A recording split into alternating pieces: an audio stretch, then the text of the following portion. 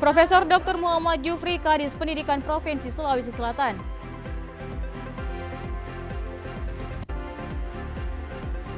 Pengadilan Negeri Parepare ditutup sementara.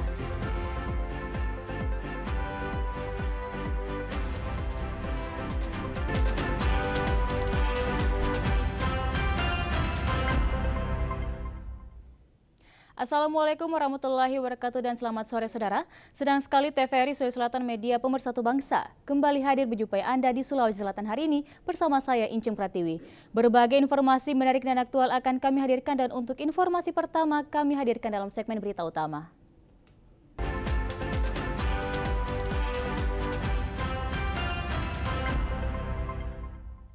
Informasi pertama saudara, Gubernur Sulawesi Selatan Profesor Haji Muhammad Nurdin Abdullah melantik Profesor Dr. Muhammad Jufri sebagai Kadis Pendidikan Sulawesi Selatan di Rumah Jabatan Gubernur Sulsel kemarin. Pelantikan Profesor Dr. Muhammad Jufri sebagai Kadis Pendidikan Sulawesi Selatan merupakan kepercayaan Profesor Nurdin Abdullah kepada Universitas Negeri Makassar UNM yang lekat dikenal sebagai kampus pencetak tenaga pendidikan. Sebagaimana diketahui, sosok Profesor Dr. Muhammad Jufri yang merupakan Dekan Fakultas Psikologi UNM yang juga panitia penerimaan mahasiswa baru di lingkup UNM beberapa tahun terakhir ini. Menurut Gubernur Sulawesi Selatan Nurdin Abdullah, kami sungguh berharap UNM harus ada di garda terdepan untuk membenahi pendidikan. Ia juga berharap di tangan Profesor Dr. Muhammad Jufri sebagai Kadis Pendidikan Sulawesi Selatan banyak inovasi untuk mendorong peningkatan kualitas pendidikan di Sulawesi Selatan. Gubernur Sulawesi Selatan Nurdin Abdullah juga meminta kepada Nakoda baru Dinas Pendidikan Sulawesi Selatan agar menuntaskan masalah sonasi guru yang ditugaskan jauh dari keluarganya. Saya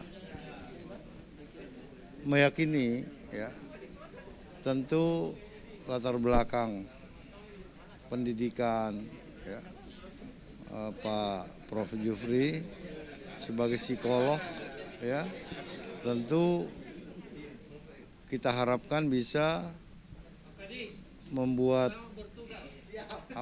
suasana di sektor pendidikan di Sulawesi Selatan ini semakin baik Nah, karena memang pendidikan itu kita tidak bisa melihatnya dari satu aspek saja, dari seluruh aspek sehingga kita butuhkan sosok yang memahami sektor pendidikan ini. Profesor Dr. Muhammad Jufri berkomitmen akan bekerja sesuai dengan apa yang menjadi visi gubernur dan berkolaborasi dengan seluruh stakeholder dalam bidang pendidikan untuk membuat inovasi-inovasi baru dan layanan maksimal dalam bidang pendidikan di Sulawesi Selatan.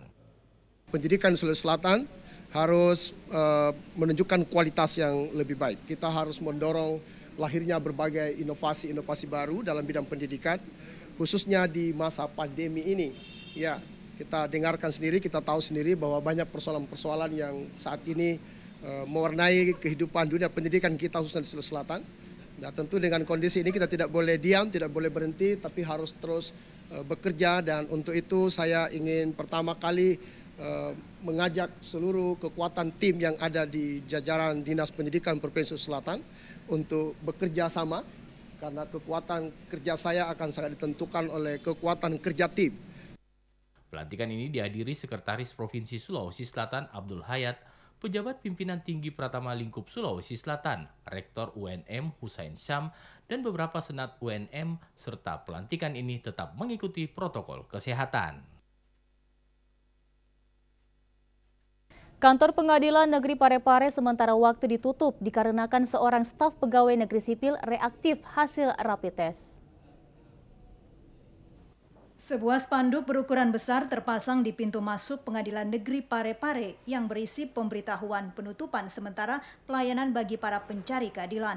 Penutupan itu dilakukan lantaran salah seorang staf pegawai negeri sipil setelah dilakukan pemeriksaan rapid test hasilnya reaktif.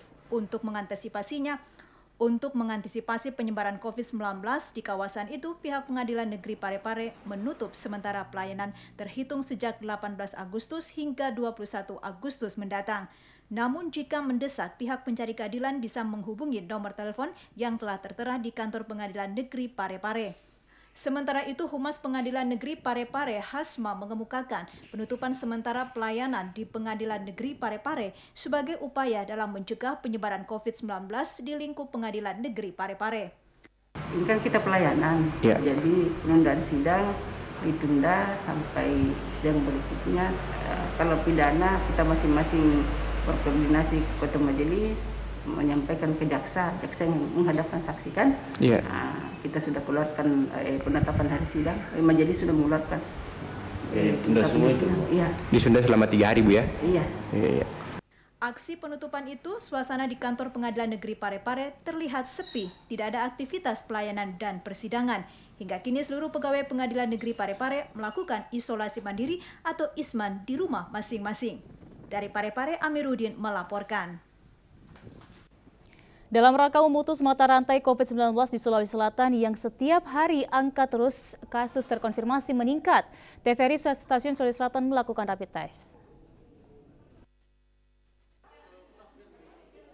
Rapid yang digelar sebagai upaya untuk mencegah COVID-19 di Sulawesi Selatan ini yang hingga saat ini masih berstatus zona merah, di mana 2.767 kasus yang masih terkonfirmasi aktif dan 346 meninggal dunia akibat COVID-19 membuat TVRI Stasiun Sulawesi Selatan melaksanakan tes rapid massal untuk pegawai di lingkup TVRI Sulawesi Selatan. Tes rapid yang dilakukan ini sebagai bentuk antisipasi mengingat beberapa stasiun TVRI di daerah lainnya seperti TVRI Jatim, TVRI Sumatera Selatan, dan TVRI Pusat telah melaksanakan rapid test. Rapid test yang digelar ini diinisiasi manajemen TVRI Sulawesi Selatan dikarenakan setiap harinya karyawan TVRI Sulsel berinteraksi dengan narasumber dan mitra. Dikhawatirkan dapat tertular COVID-19. Pelaksanaan tes rapid ini bekerja sama dengan Dinas Kesehatan Provinsi Sulawesi Selatan yang digelar secara bertahap, di mana untuk tahap pertama ini diikuti seluruh pejabat struktural dan ratusan karyawan yang lagi bertugas. Sementara itu, jika ada karyawan yang reaktif, maka selanjutnya akan dilakukan swab test. Dalam memperingati Hari Ulang Tahun ke-75 Republik Indonesia, 96 warga binaan pemasyarakatan Rutan Kelas 2B Makale memperoleh remisi umum. Pemberian remisi umum bagi 96 warga binaan pemasyarakatan di Kabupaten Tanah Toraja diserahkan secara simbolis kepada narapidana oleh Wakil Bupati Tanah Toraja Victor Datuan Batara didampingi Kepala Rutan Makale. Kepala Rutan Makale Tanah Toraja, Luther Toding, mengatakan dalam pemberian remisi umum yakni 1 orang mendapatkan pembebasan bersyarat, 5 orang mendapatkan asimilasi rumah. Pemberian remisi umum bagi narapidana adalah upaya untuk segera mungkin mengintegrasikan narapidana dalam kehidupan masyarakat secara sehat, sehingga warga binaan dapat melanjutkan kehidupan secara normal. Dalam remisi ini, narapidana mampu meningkatkan kualitas diri, memperbaiki hubungan sosial sebagai anggota masyarakat. Wakil Bupati Tanah Toraja menyerahkan surat keputusan Menteri Hukum dan HAM Republik Indonesia tentang remisi. Ada 6 orang yang bebas karena mendapat remisi, yaitu 1 mendapat pembebasan bersyarat karena mendapat remisi, 5 orang asimilasi rumah karena mendapat remisi. Diharapkan warga binaan agar tekun mengikuti pembinaan, baik pembinaan kepribadian maupun kemandirian untuk mempersiapkan diri kembali ke tengah-tengah masyarakat. Layuk Tangke, TVRI Sulsel melaporkan. Sementara itu, sebanyak 137 orang narapidana Rumah Tahanan Negara Kabupaten Pinrang mendapatkan remisi Hari Ulang Tahun ke-75 Republik Indonesia.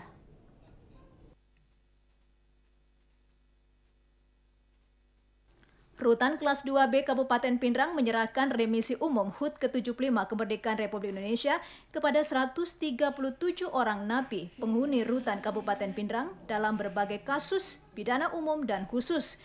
Namun tidak ada napi dinyatakan bebas menghirup udara bebas.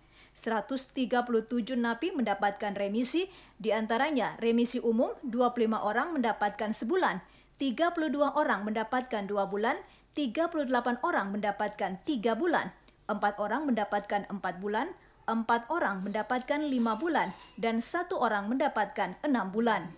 Sebagian besar napi yang mendapatkan remisi adalah tindak narkoba dan pidana umum.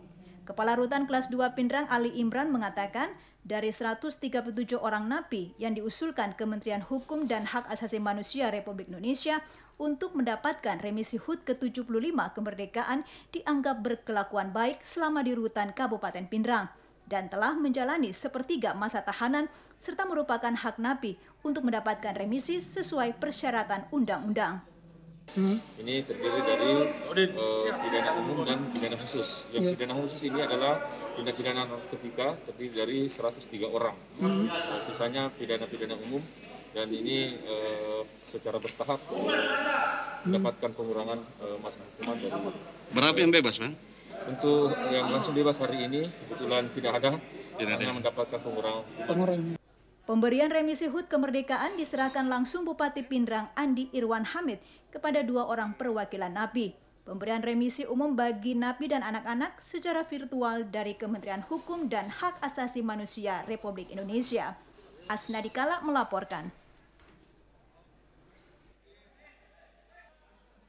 Saudara, untuk mengetahui pemulihan Masamba pasca bencana banjir, kita sudah terhubung dengan reporter kami Ayu Amalia yang berada di Luwu Utara. Ayu Amalia, bagaimana kondisi terkini di Masamba Luwu Utara saat ini? Dari Kabupaten Luwu Utara mengenai progres pemulihan di kabupaten ini yang beberapa waktu lalu sempat dilanda musibah banjir bandang. Untuk membahas hal tersebut, kami sudah bersama dengan Bupati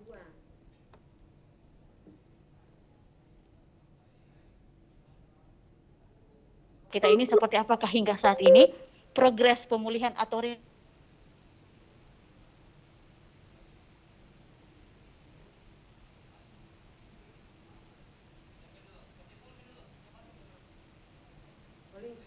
memang kita masih fokus pada penanganan pengungsi, kemudian pembenahan infrastruktur di kota termasuk penanganan sungai.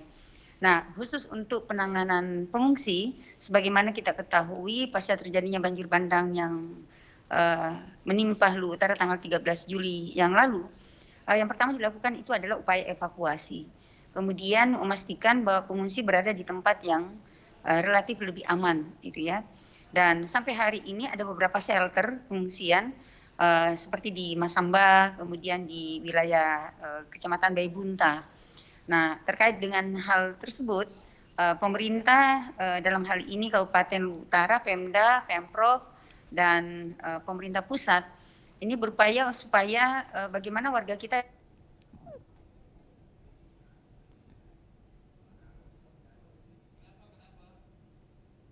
terkait dengan masalah kesehatan pengungsi itu sendiri dan kenyamanan tentu saja.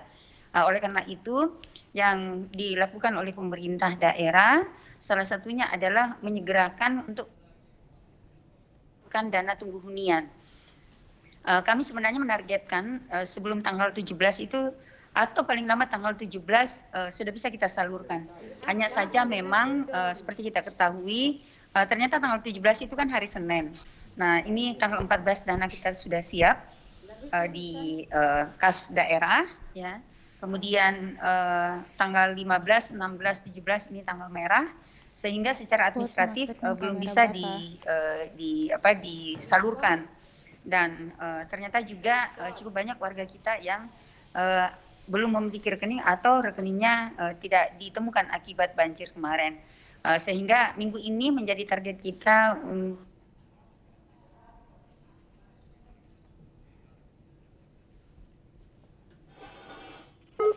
di kas daerah. Nah, itu untuk dana tunggu hunian. Di samping ada huntara yang disiapkan oleh pemerintah Provinsi Sulawesi Selatan yang sudah siap itu ada 100 unit. Baru saja kami selesai membahas untuk peruntukannya supaya sudah ada warga yang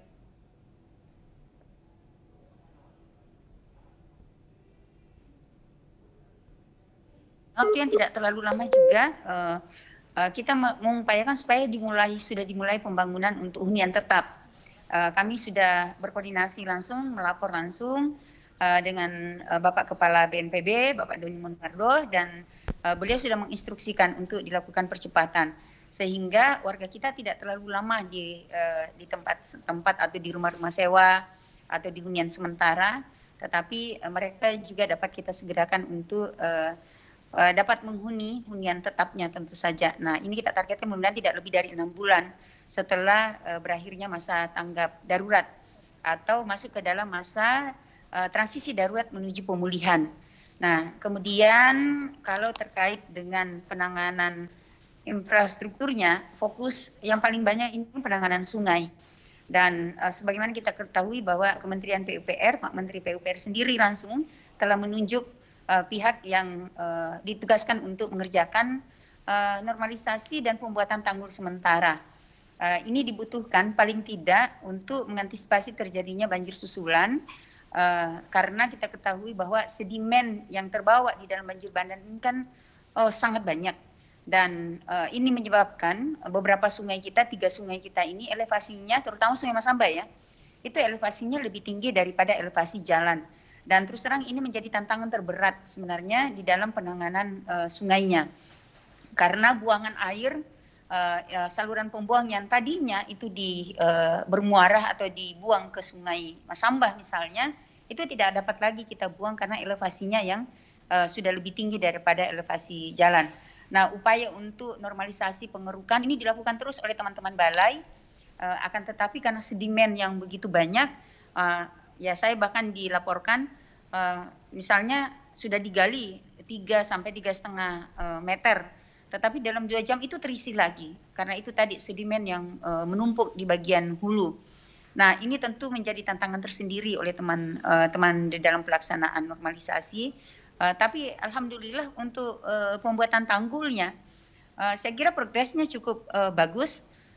Bahkan ada yang sudah sampai 80% dari yang ditargetkan oleh teman-teman di Balai Sungai Pompengan Jenek Berang. Nah, ini butuh dukungan tentu dari semua pihak dan mohon doanya juga supaya cuaca terutama hujan ini tidak lagi sering turun dan kondisi cuaca yang bersahabat akan sangat membantu percepatan untuk penanganan tanggul atau pembuatan tanggul sementara.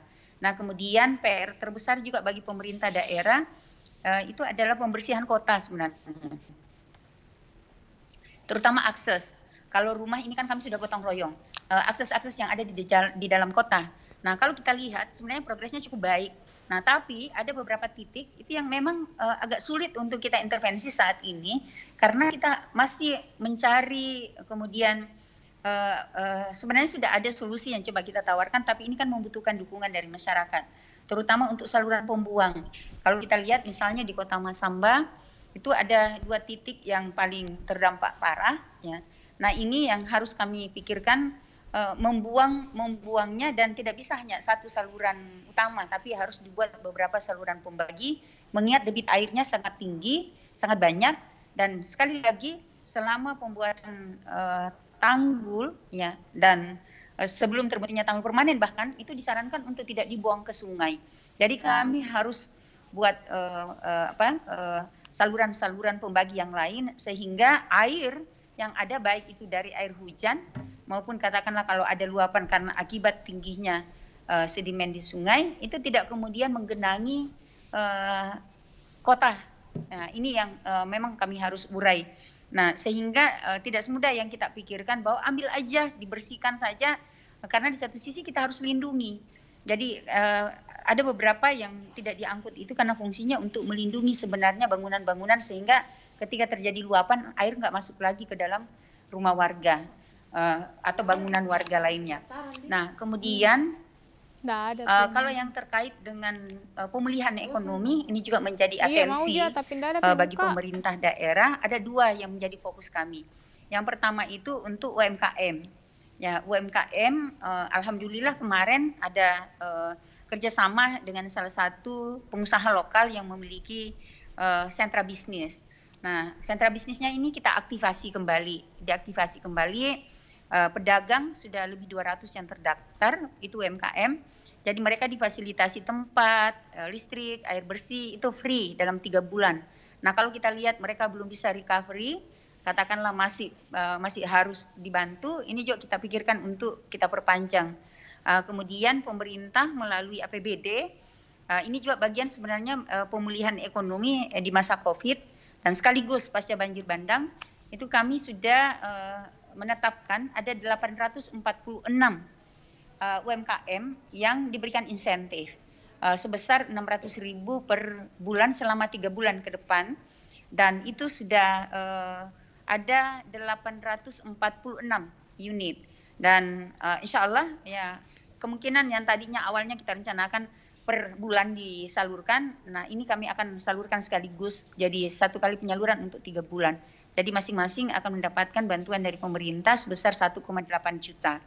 Nah kemudian yang lain juga kami akan memfasilitasi melalui TPKAD, Tim Percepatan Akses Keuangan Daerah Kabupaten Luwu Utara, bagi unit-unit usaha yang masih membutuhkan bantuan permodalan, karena pemerintah pusat sekarang pemerintah kita punya program pemulihan ekonomi, yaitu untuk usaha mikro, ya. Jadi bukan usaha kecil lagi, tapi yang mikro, yang membutuhkan dana sampai 10 juta, itu ada program gratis, ya. Kalau saya tidak salah, tidak ada bunga, itu sampai 10 juta. Nah ini juga kita akan fasilitasi kepada masyarakat kita. Nah kemudian yang terakhir mungkin untuk pemulihan ekonomi ini untuk lahan-lahan persawahan dan perkebunan yang terdampak. Kami sudah mengidentifikasi, jadi ada beberapa yang masih bisa dioptimalisasi, artinya lahannya tertimbun tapi masih bisa ditanam kembali. Kemudian ada yang memang harus rehabilitasi, ini untuk jangka panjang. Untuk optimalisasi jangka pendek, kami sudah dibantu juga oleh pemerintah provinsi untuk alat berat, dan Kementerian Pertanian ini kita akan bantu untuk dapat dioptimalisasi, termasuk juga bantuan bibit, ya, bibit padi, kemudian bibit kakao, termasuk lada, dan ada jagung, bibit jagung. Nah ini menjadi prioritas jangka pendek, termasuk juga kami siapkan bibit-bibit untuk tanaman hortiproduktif. Itu diutamakan bagi keluarga yang terdampak banjir bandang yang lalu. Ibu melihat banyak dukungan dari berbagai pihak untuk kebangkitan atau pemulihan Masamba sendiri. Seperti apa Ibu apresiasi yang diberikan kepada seluruh pihak yang ikut berpartisipasi agar Masamba kembali bangkit, khususnya TVRI yang sempat datang ke Luwu Utara memberikan semangat bagi masyarakat dengan menghadirkan beberapa artis ibu kota dan juga artis nasional yang nantinya akan memberikan bantuan bagi seluruh masyarakat di Masamba, Ibu. Saya tentu mengapresiasi, sangat-sangat mengapresiasi apa yang telah dilakukan oleh banyak pihak, termasuk TVRI untuk Luwu Utara. Saya menyadari bahwa sumber daya yang dimiliki oleh daerah sangat terbatas, apalagi di masa pandemi COVID-19. Kita tahu sendiri seperti apa kondisinya.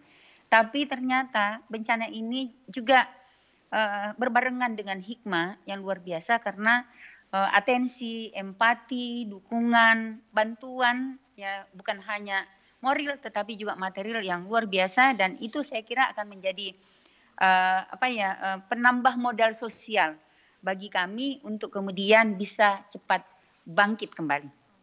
Baik Ibu, terima kasih atas penjelasannya. Wawancara singkat ini kami doakan agar Masamba dan juga Luwu Utara bisa kembali bangkit, pulih dan bisa hidup seperti sedia kala, bahkan menjadi daerah yang cukup maju di Sulawesi Selatan.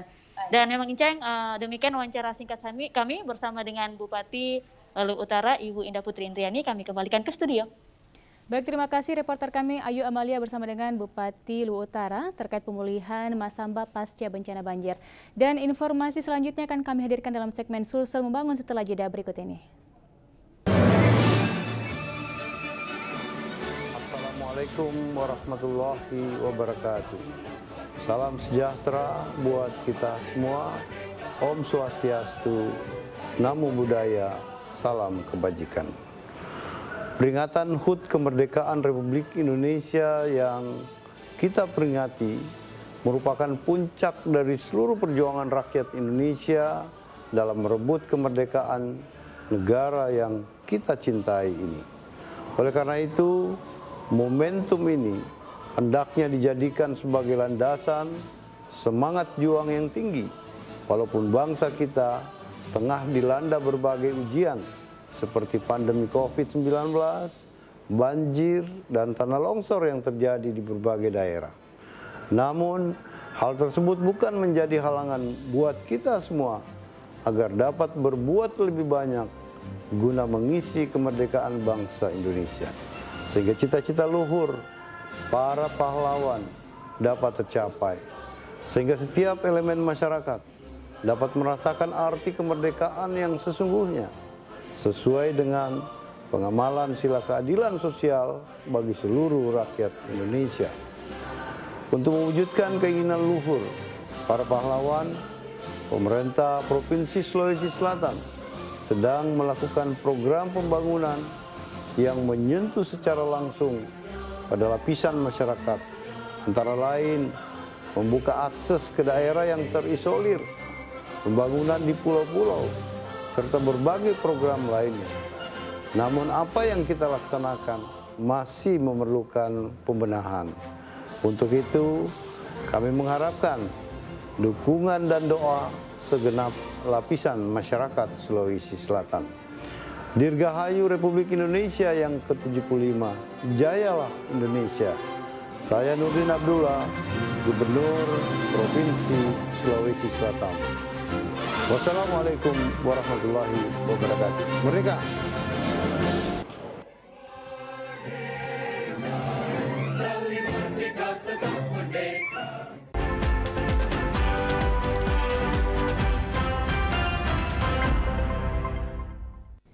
Terima kasih Anda masih bersama kami, Saudara. Ruang bermain anak sangat penting dalam mengembangkan kemampuan komunikasi, sensorik, dan motorik untuk membantu karakter anak dalam masa pertumbuhannya.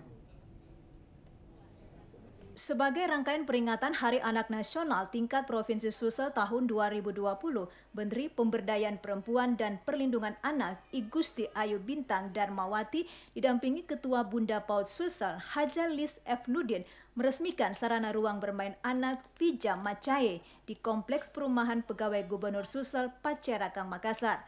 Keberadaan ruang bermain anak ini merupakan inisiasi warga Kompleks Perumahan Pegawai Gubernur Sulsel Pacerakang Makassar, didukung Bunda PAUD Sulsel serta Dinas Pemberdayaan Perempuan dan Perlindungan Anak Provinsi Sulsel.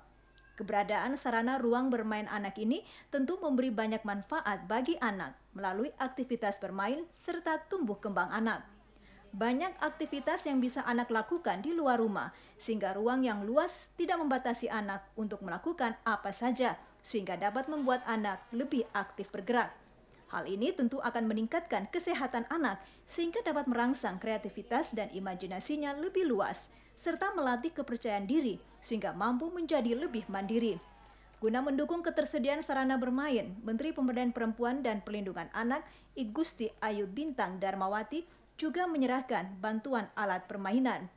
Kebahagiaan terpancar di raut wajah anak-anak ini, tak kalah Menteri Pemberdayaan Perempuan dan Perlindungan Anak I Gusti Ayu Bintang Darmawati ikut memainkan permainan tradisional serta membagikan bingkisan kepada anak-anak. Pada kesempatan ini juga dilakukan penandatanganan prasasti peresmian ruang bermain anak oleh Bunda PAUD Sulsel Haja Lis F. Nurdin. Nah, inilah yang harus menjadi persepsi kita, memberikan ruang seluas-luasnya kepada anak-anak, dan saya menyampaikan apresiasi yang setinggi-tingginya kepada Ibu Ketua Tim Penggerak PKK yang sudah menggagas, kemudian merancang wahana bermain ini, Vija Macaye, yang tentunya memberikan ruang kepada anak-anak untuk melaksanakan kegiatan bermain, mengisi waktu luangnya, kemudian mereka bersilaturahmi sesama teman. Nah, ini hal-hal yang sangat penting. Tapi dalam situasi pandemi ini saya harapkan protokol kesehatan itu harus diperhatikan. Dengan keberadaan ruang bermain anak akan semakin meningkatkan kemampuan anak bersosialisasi serta meningkatkan kreativitas dan kemandirian anak.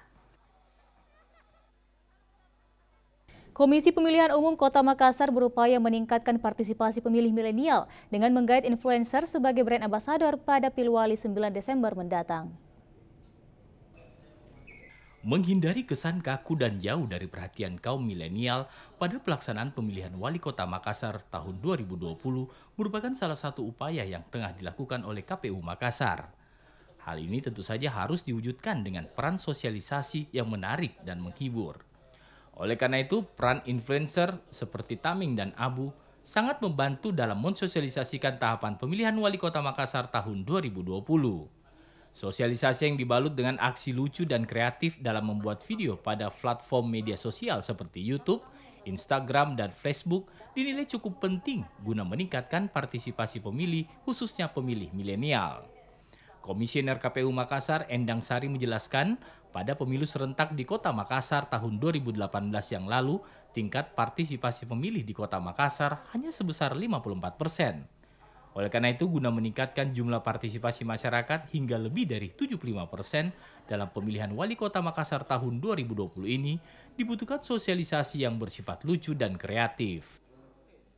Kami tidak ingin melaksanakan pemilihan yang berjarak dengan masyarakat, sehingga kami sepertinya butuh bantuan dari influencer karena kami tahu dan sadar betul bahwa pengguna media sosial di Kota Makassar itu besar sekali, khususnya Facebook dan Instagram dan YouTube di urutan ketiga. Pemilih muda itu bukan hanya menjadi sasaran satu-satunya, tetapi kami ingin berharap bisa menjangkau seluruh pemilih yang ada di Kota Makassar.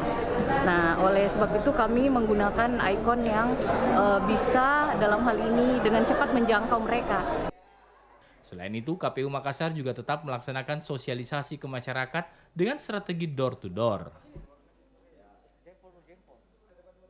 Berbagai cara dilakukan untuk memperingati hari ulang tahun kemerdekaan, seperti halnya di Kabupaten Bone yang mengibarkan sangsaka merah putih bawah laut.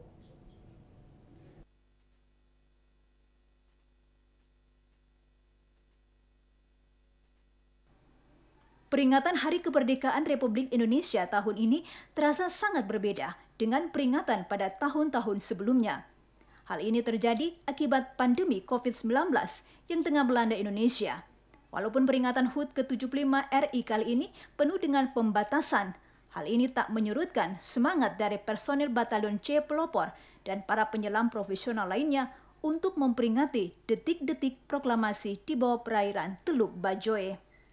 Dalam peringatan detik-detik proklamasi pada Hari Kemerdekaan Republik Indonesia ke-75, sebanyak 25 penyelam dari sejumlah instansi dan komunitas selam di Sulawesi Selatan dilibatkan dalam upacara bendera bawah air. Adapun instansi dan komunitas yang terlibat dalam kegiatan ini antara lain Kodam 14 Hasanuddin, Kodim 1407 Bone, Batalion C Pelopor, BPBD Kabupaten Bone, Basarnas Bone, Politeknik Kelautan dan Perikanan, Deko, Kudu-Kudu Diving Club Makassar, FDC Unhas, Damkar Makassar, serta Divepacker Indonesia. Kita sangat menghargai perjuangan para pahlawan dalam memperjuangkan kemerdekaan dan kita implementasikan kepada penyelam bahwa kita juga berjuang untuk bisa mengibarkan bendera merah putih di bawah permukaan laut. Jadi itu wujud perjuangan dari generasi muda saat ini yang kita tanamkan jiwa nasionalismenya, ya ibaratnya sedalam lautan yang ada di Indonesia ini. Dalam rangka memperingati HUT ke-75 Republik Indonesia tahun ini, Batalion C Pelopor mengikuti beberapa kegiatan untuk menyemarakan Hari Kemerdekaan.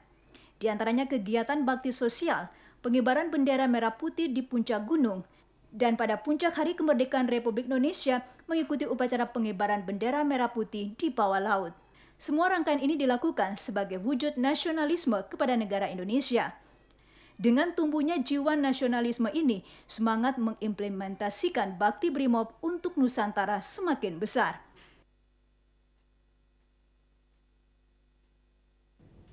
Puncak acara peringatan Hari Ulang Tahun ke-75 Republik Indonesia, Komunitas Renang Gusung Talasa Community atau Gustalkom menggelar renang bebas yang mengambil start di dermaga Kafe Ombak Pantai Losari menuju kawasan Pulau Gusung Talang, Makassar. Sejumlah profesor yang tergabung dalam Gusung Talasa Community Gustalkom memotori sejumlah kegiatan dalam rangka ikut menyambut HUT ke-75 Republik Indonesia tahun 2020. Sebelumnya, mereka telah menggelar serangkaian kegiatan dimulai dengan mengunjungi Pulau Badik untuk melakukan bakti sosial berupa pembagian sembako, pemeriksaan kesehatan, pembersihan pulau dan penanaman 17 pohon terdiri atas sukun dan kelapa. Tanggal 16 Agustus 2020 kunjungan ke Pulau Kodingareng Keke. Di tempat ini juga akan dilaksanakan kegiatan sosial yang dilanjutkan dengan penyelaman untuk memancang 8 bendera merah putih di bawah laut yang dipimpin oleh pakar kelautan dari Universitas Hasanuddin Profesor Dr. Jamaluddin Jompa. Secara keseluruhan, kegiatan ini menyimbolkan 17/8/45 yang merupakan Hari Proklamasi Kemerdekaan Republik Indonesia. Gustalkom merupakan wadah para pencinta lingkungan laut di kawasan Spermonde Archipelago yang berbasis laut dan pulau-pulau. Ketua Gustalkom, Profesor Dr. Mansur Natsir mengatakan, renang bebas dengan menempuh jarak sekitar 10 km ini hanya diikuti 45 orang perenang dari berbagai profesi. Pembatasan tersebut dilakukan mengingat saat ini pandemi COVID-19 di Indonesia masih berlangsung. Ini hari kegiatan paling terakhir, yaitu kegiatan open water swimming. Nah, ini memang untuk umum barusan kayaknya dilakukan ini dengan kita batasi 45 karena ini ada masalah COVID. Kita tidak mau di ini juga. Jadi alhamdulillah penggemarnya lebih dari itu, tapi kita batasi sehingga kita dapat 45. Diharapkan bahwa kegiatan ini kita bisa laksanakan untuk selanjutnya. Bahwa bagaimana kita sebagai bangsa untuk mencintai ini laut. Disinilah sebenarnya masa depan kita di laut. Merdeka! Pada puncak acara renang bebas yang digelar Gustalkom ini diberikan pula medali bagi para perenang yang berasal dari berbagai kalangan, profesi, dan strata sosial.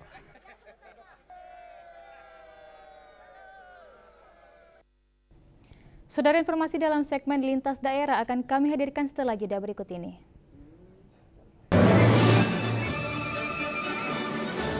Assalamualaikum warahmatullahi wabarakatuh. Saya Majen TNI Andi Sumangaruka, Panglima Kodam 14 Hasanuddin, mengucapkan Dirgahayu Republik Indonesia yang ke-75.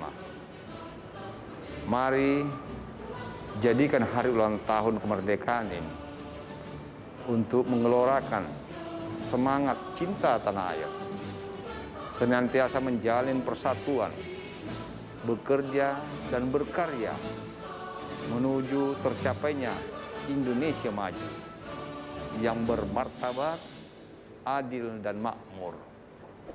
Dirgahayu Republik Indonesia. Wassalamualaikum warahmatullahi wabarakatuh.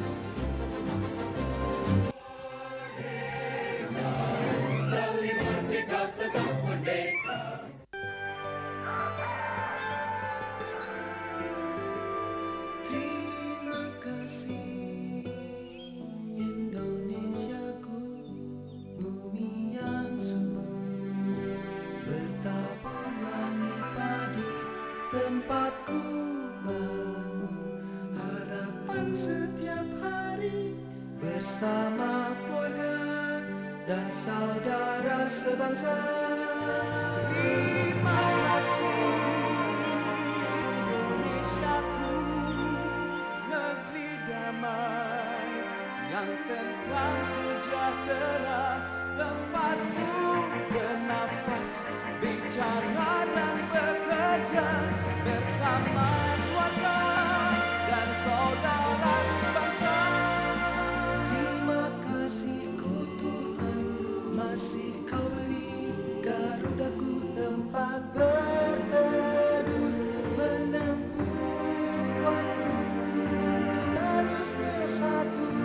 Terima kasihku Tuhan, masih kau beri merah putihku, rahmat anugerah mengejar hari untuk terus dalam maju. Merdeka! Merdeka! Merdeka!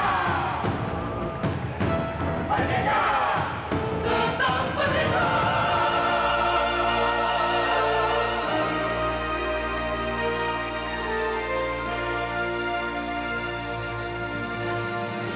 Semoga Tuhan Maha Esa memberkahi doa syukur kita bersama.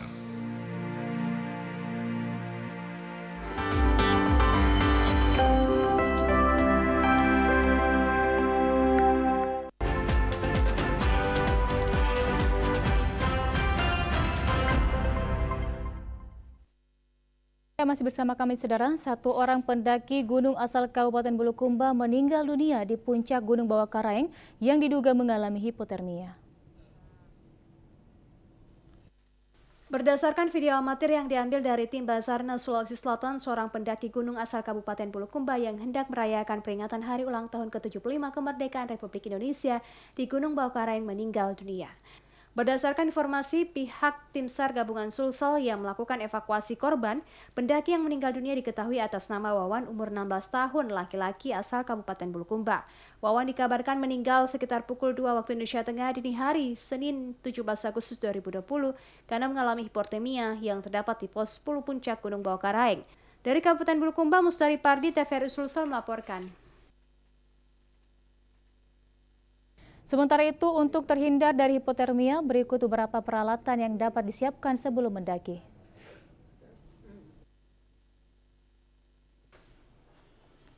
Sebelum mendaki, para pendaki diwajibkan membawa sejumlah peralatan standar pendakian agar terhindar dari hipotermia. Para pendaki diwajibkan membawa sleeping bag yang merupakan perlengkapan penghangat utama, matras sebagai alas duduk dan alas tidur, tenda, jaket, baju ganti, kotak P3K, dan membawa alat dan bahan makanan yang cukup selama pendakian. Serta pendaki diwajibkan membawa obat multivitamin. Selain itu, latihan fisik juga sangat penting dilakukan sebelum mendaki. Jika semua prosedur keamanan tersebut dilakukan, maka pendakian akan berjalan dengan lancar dan aman. Herman Kambuna, TVRI Sulsel melaporkan. Pemuda Desa Masewai, Kabupaten Pindrang mengibarkan bendera merah putih raksasa di Bukit Saluran Irigasi Kabupaten Pindrang. Pengibaran bendera raksasa dilakukan sebagai peringatan hari ulang tahun atau HUT ke-75 Republik Indonesia. Komunitas pemuda Dusun Lome, Desa Masewai, Kecamatan Duampanua, Kabupaten Pindrang dari kalangan pelajar hingga mahasiswa memperingati hari ulang tahun ke-75 kemerdekaan Republik Indonesia dengan melakukan pengibaran bendera merah putih raksasa di bukit pinggir saluran irigasi pertanian Kecamatan Duampanua, Kabupaten Pindrang. Pengibaran bendera merah putih berukuran 25 x 12 meter berlangsung khidmat di mana seluruh peserta hanya mengenakan pakaian sipil saat bendera merah putih dibentangkan. Koordinator Panitia Imran Toha mengatakan, pengibaran bendera merah putih raksasa untuk membangun nasionalisme pemuda Dusun Lome. Asnadikala, TVRI Sulsel melaporkan.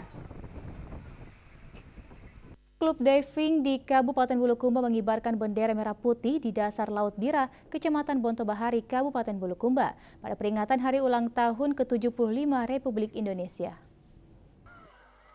Kreativitas tanpa batas di tengah pandemi COVID-19, komunitas diving Bulukumba merayakan hari ulang tahun ke-75 kemerdekaan Republik Indonesia dengan melakukan pengibaran bendera merah putih di bawah laut. Pengibaran sang merah putih di bawah laut dilakukan sekitar perairan Bira, Kecamatan Bontobahari, Bulukumba. Sedikitnya 10 orang penyelam gabungan dari Diving Club UPT SMK 1 Bulukumba yang didukung dari Panrita Lopi Driver dan Pinisi Diving Club Bulukumba. Panitia pengibaran bendera di dasar laut mengatakan pengibaran bendera merah putih di bawah laut ini merupakan wujud cinta tanah air pada bangsa dan negara atas perjuangan para pahlawan dengan membawa misi lingkungan yang konservatif. Tujuan kami melakukan kegiatan ini adalah untuk mengedukasi masyarakat, mengajak masyarakat untuk sama-sama kita menjaga kelestarian laut dengan cara tidak membuang sampah ke laut, tidak melakukan penangkapan ikan dengan menggunakan bom, dan menjaga terumbu karang sehingga laut kita bisa lestari. Pengibaran bendera merah putih di dasar laut sebagai bentuk mengedukasi masyarakat untuk menjaga kelestarian laut dengan tidak membuang sampah ke laut, tidak melakukan pengeboman ikan yang dapat merusak ekosistem laut. Dari Bulukumba, Mustari Pardi melaporkan. Untuk mendukung gerakan 1 juta masker juga dalam rangka hari ulang tahun ke-75 Republik Indonesia, para istri anggota TNI Kodam 14 Hasanuddin mengadakan lomba jahit masker. Keseruan lomba 17-an nampak di lapangan Jenderal M. Yusuf, Kodam 14 Hasanuddin, Jalan Urip Sumoharjo, Kota Makassar. Inilah lomba jahit dan kreasi masker yang diikuti para istri anggota TNI Angkatan Darat di Kodam 14 Hasanuddin yang tergabung dalam Ibu-Ibu Persit. Para peserta lomba dibagi dalam tim yang terdiri dari 2 orang. Peserta lomba diberi waktu 2 jam untuk mendesain dan menjahit masker kreasi mereka. ada yang membuat bertema merah putih, motif batik Jawa, batik Makassar, bahkan masker dari kain bermotif huruf lontara. Dengan sigap para ibu ini berlomba adu cepat, adu cantik, dan adu kreasi masker untuk bisa menarik perhatian para juri. Sudah 6-9, 10 sama ini. 10. Dengan jangka waktu 2 jam yang akan diberikan, Bu. 1 jam, ada 2 jam. 1 jam. 1 jam 10 jam. Kita ingin berdayakan sekaligus mengukur sampai berapa lama sih mereka itu membuat masker dalam 1 hari, berapa jumlahnya. Nah, kita lombakan sekarang pas momentum. Momentumnya itu adalah momentum dalam rangka 17 Agustus. Kita coba merefleksikan bagaimana pendahulu-pendahulu kita itu menjahit bendera. Nah sekarang karena pasca pandemi, ya, mereka kita berdayakan sekaligus dalam rangka kegiatan itu.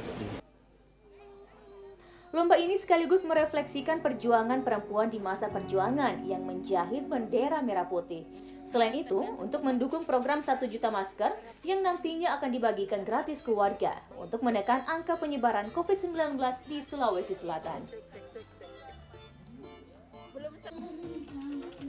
Memperingati hari ulang tahun ke-75 Republik Indonesia, personil Batalion A Pelopor Brimob Polda Sulsel membagikan bendera merah putih ke pengendara. Selain bendera, personel juga membagikan masker gratis ke pengendara yang tidak menggunakan masker.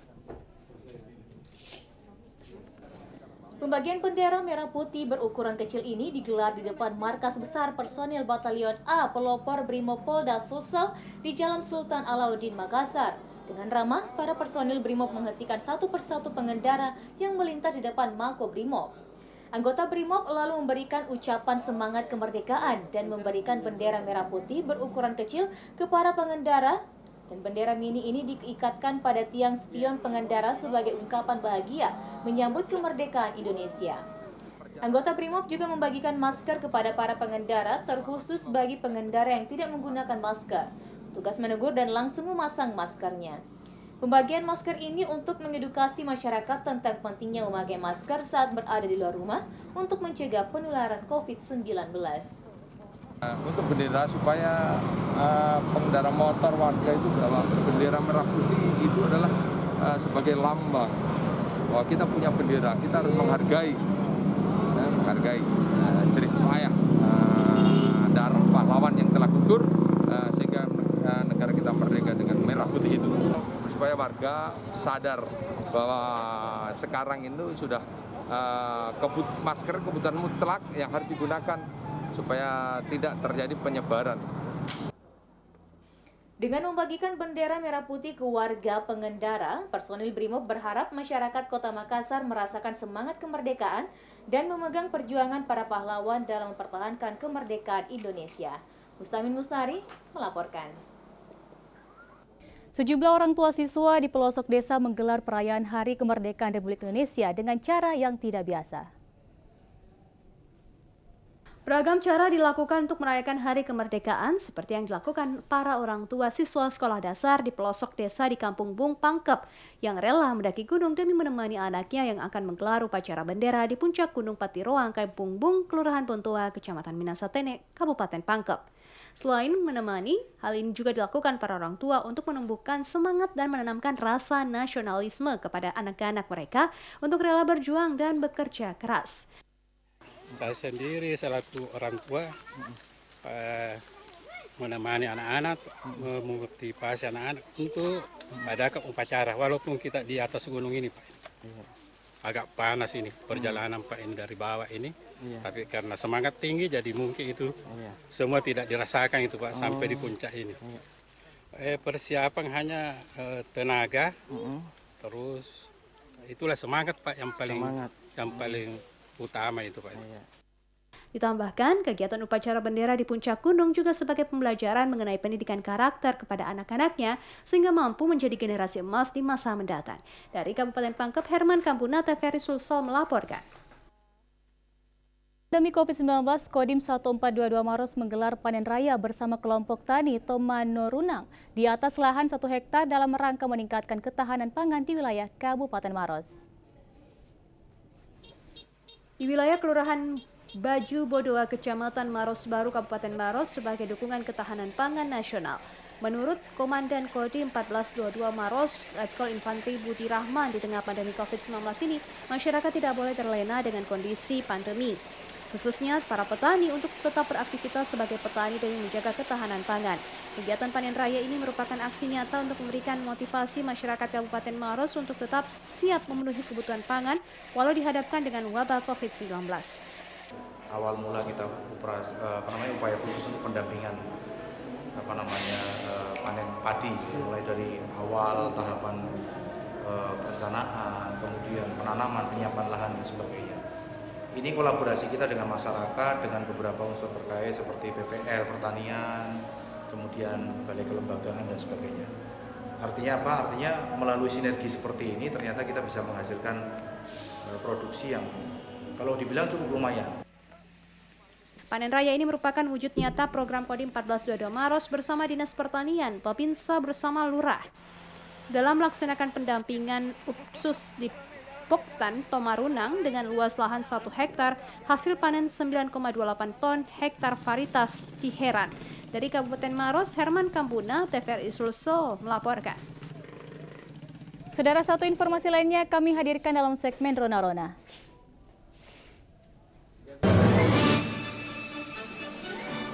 Assalamualaikum warahmatullahi wabarakatuh. Salam sejahtera bagi kita semua. Izinkan saya, Kaswadi Rasak, Bupati Sopeng, menyampaikan selamat hari ulang tahun ke-75 Republik Indonesia, yang mana saat ini seluruh bangsa Indonesia memperingati hari kemerdekaan yang senantiasa menjadi kewajiban kita melaksanakan dari tahun ke tahun. Namun tahun ini dalam suasana COVID-19 yang mewabah di seluruh dunia termasuk di Indonesia. Tapi semangat perjuangan para pahlawan pendahulu kita senantiasa tidak boleh padam di hati sanubari kita. Kami sebagai generasi pelanjut yang mengisi kemerdekaan ini tidak akan pernah gentar menghadapi situasi apapun demi membawa masyarakat ke arah yang lebih baik dan menjaga Republik kita semua berkewajiban menyelesaikan pandemi ini dengan semangat yang membara, sama halnya para pejuang-pejuang kita yang menghadapi musuh yang nyata pada saat itu. Sekarang kita sebagai generasi pelanjut menghadapi musuh yang tidak nyata, tidak boleh juga gentar menghadapi situasi ini. Merdeka, merdeka, merdeka negeriku. Terima kasih. Assalamualaikum warahmatullahi wabarakatuh.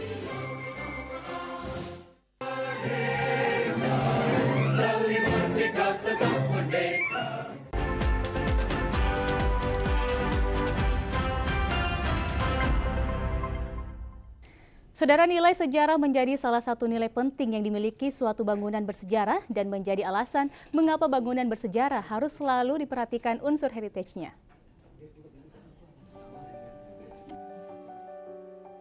Di Kota Makassar banyak terdapat peninggalan arsitektur yang bernilai sejarah dan budaya yang mempresentasikan citra bangunan kuno. Namun sayang perkembangan zaman sedikit demi sedikit mengalami penurunan kondisi yang diakibatkan oleh usia, pemakaian, kurangnya perawatan, hingga keinginan untuk merubah unsur tuanya menjadi lebih modern. Hal ini mengundang keprihatinan seorang pelestari bangunan bersejarah di Kota Makassar, Efraim Yakob, untuk mempertahankan nilai sejarah bangunan tua, terutama interior bangunan yang terdapat di bagian lantai. Teraso adalah salah satu jenis material lantai pada zaman kolonial yang kini mulai hilang, diganti dengan bahan keramik pada beberapa lantai bangunan tua di Makassar. Kepedulian untuk mengembalikan wajah bangunan kuno kembali pada bentuk aslinya terus dilakukan dengan mencoba mempertahankan beberapa bangunan tua di Makassar yang masih menggunakan material teraso. Teraso memiliki daya tahan dan daya dukung beban yang menghiasi bangunan publik dan bersejarah pada zamannya. Besarnya nilai seni dari teraso akan muncul pada mosaik motif yang ditampilkan dengan warna yang mengandung banyak makna. Dengan adanya material-material seperti ini di Makassar, tentu akan lebih mudah buat teman-teman di Makassar melestarikan lagi bangunan-bangunan tua dan tetap memfungsikan bangunan tersebut, walaupun fungsinya itu dapat tetap seperti bangunan lama, pun juga bisa memfungsikan menjadi bangunan modern seperti kafe, factory outlet, dan apapun itu yang sesuai dengan zaman kekinian. Upaya pelestarian bangunan bersejarah yang secara fisik memiliki kekhasan tersendiri membuat keasliannya menjadi mutlak dipertahankan. Efraim berharap masyarakat Kota Makassar harus bangga dan peduli serta merawat dan melestarikan bangunan heritage secara berkelanjutan agar tidak menghilangkan nilai sejarahnya. Deslin melaporkan.